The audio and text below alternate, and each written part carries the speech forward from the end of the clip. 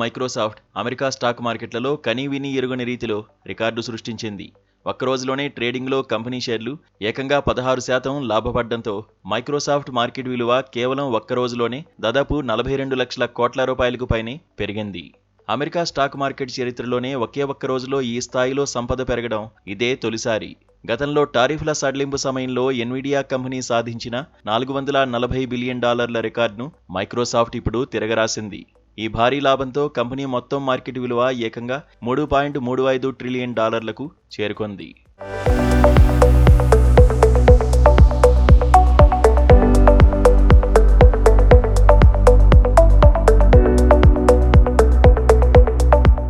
Microsoft సాధించిన ఈ ఘనతకు company త్రైమాసిక ఫలితాలే ప్రధాన కారణం.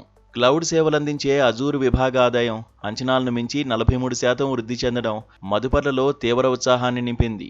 అలాగే మైక్రోసాఫ్ట్ తీసుకొచ్చిన ఆర్టిఫిషియల్ ఇంటెలిజెన్స్ అసిస్టెంట్ 365 కోపైలట్కు ప్రపంచవ్యాప్తంగా విపరీతమైన ఆదరణ లభిస్తోందని, దీని వినియోగదారుల సంఖ్య ఇప్పటికే 3 కోట్లు దాటిందని కంపెనీ ప్రకటించింది. ఈ సానుకూల అంశాలతో మైక్రోసాఫ్ట్ షేర్లు ఏకంగా 16% పుంజుకున్నాయి. ఒకే రోజులో ఈ స్థాయిలో షేరు విలువ పెరగడం 2008 మార్కెట్ సంక్షోభం తర్వాత మళ్లీ ఇప్పుడే కావడం గమనార్హం.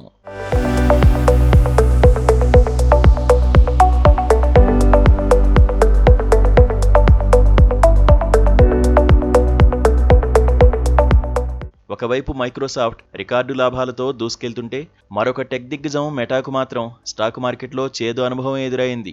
మెటా ప్రకటించిన త్రైమాసిక ఫలితాల అంచనాలు ఇన్వెస్టర్లను తీవ్రంగా నిరాశపరిచాయి. దీనికి తోడు ఆర్టిఫిషియల్ ఇంటెలిజెన్స్ పరిశోధనలు, ప్రాజెక్టులపై కంపెనీ భారీగా పెంచుతున్న ఖర్చులు కూడా షేరు విలువపై ప్రతికూల ప్రభావం చూపాయి.